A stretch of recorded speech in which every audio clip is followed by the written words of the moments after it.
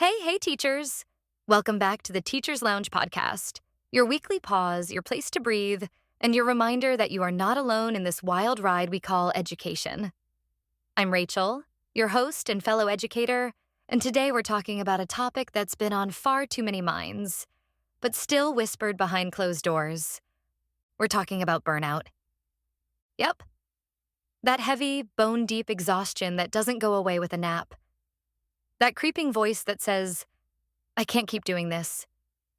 And if you felt it, you're not weak. You're not failing. You're human. And you're definitely not alone. In fact, recent data from Education Week tells us that nearly 44% of K-12 teachers report feeling burned out often. And that number is even higher for women. Why? Because we're not just managing classrooms. We're carrying emotional labor, systemic expectations, and often the weight of everyone else's needs before our own. Let's get one thing straight from the beginning. Burnout is not a sign that you're not good enough. It's a flashing neon sign that you've been doing too much, with too little support, for too long. So today we're unpacking it. What causes it? What psychology says about it? And more importantly, what you can do to start reclaiming your energy, your joy, and your life outside of teaching. Let's start here. What actually is burnout? It's not just feeling tired after a long week. It's chronic, unmanaged stress that leads to emotional exhaustion, depersonalization, meaning you start to feel numb or disconnected, and a reduced sense of accomplishment. Basically, it makes you feel like everything you're doing is falling short, even when you're giving it your all. This definition actually comes from the work of Dr. Christina Maslach, who developed the Maslach Burnout Inventory, a tool that's still widely used to assess burnout across professions. And teaching? It ranks among the top. Why? Because unlike most jobs, teaching demands constant output, emotionally, mentally, even physically, without always giving us time, tools, or compensation to refill. Psychologist Adam Grant puts it like this: burnout thrives when demands exceed resources. Think about that. We're expected to be curriculum experts, counselors, behavior managers, data analysts, tech troubleshooters, and more. But what resources do we get to support us? And it's not just about the job description. A RAND report from 2022 showed that teachers reported more frequent symptoms of depression than any other profession surveyed. The emotional labor, the blurred work-life boundaries, the pressure to care deeply and perform flawlessly, it adds up. And for many of us, especially women, it's compounded by the extra hats we wear: unofficial guidance counselor, comfort giver, even family support worker. Now, here's where we shift. Because the good news is, burnout is not permanent. It's not a personality trait. And research actually shows there are proven ways to reduce it, not by working harder, but by working smarter for ourselves. Let's talk about self-compassion. Dr. Kristin Neff, who's basically the queen of this topic, reminds us, self-compassion gives us the strength to admit when we're struggling, and the courage to rest. In other words, taking care of yourself isn't selfish. It's survival. Studies show that when teachers practice even small acts of self-compassion, taking breaks, forgiving mistakes, refusing perfectionism, they experience lower stress, higher resilience, and even improved student outcomes. Then there's boundary setting. And let me say this loud for the perfectionists in the back. Boundaries are not mean. They are kind. The American Federation of Teachers found that the #1 predictor of long-term teacher retention is not talent.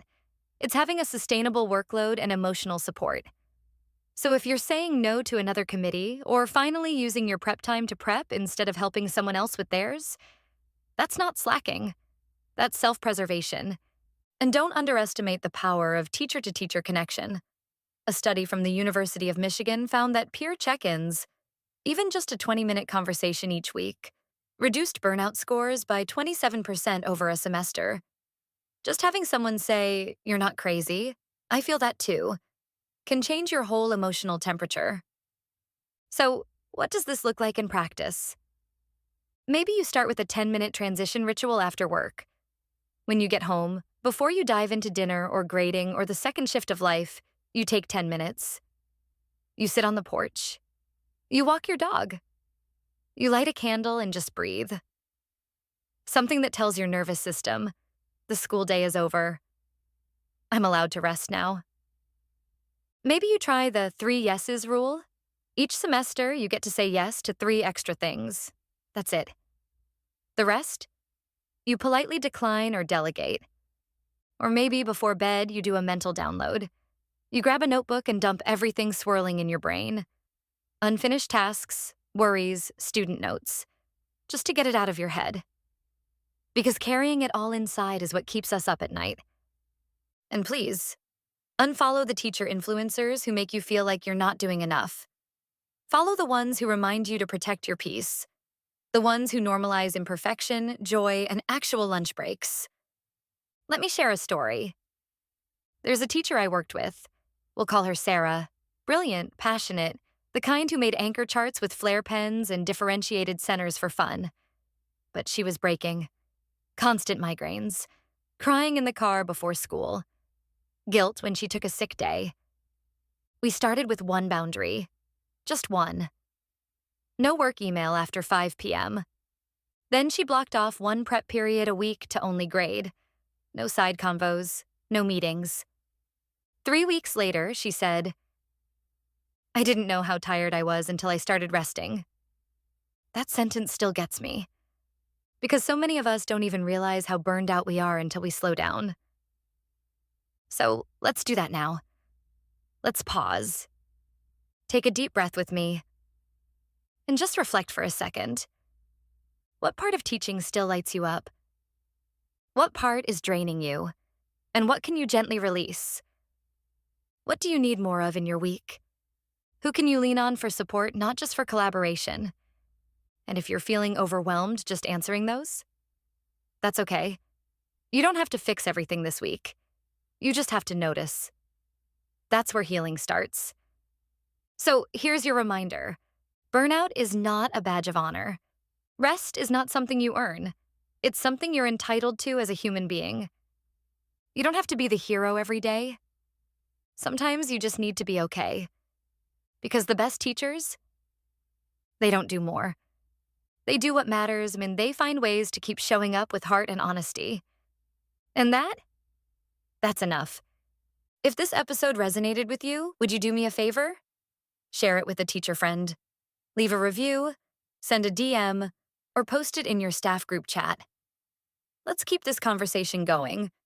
Because the more we talk about burnout without shame, the more we help each other survive it.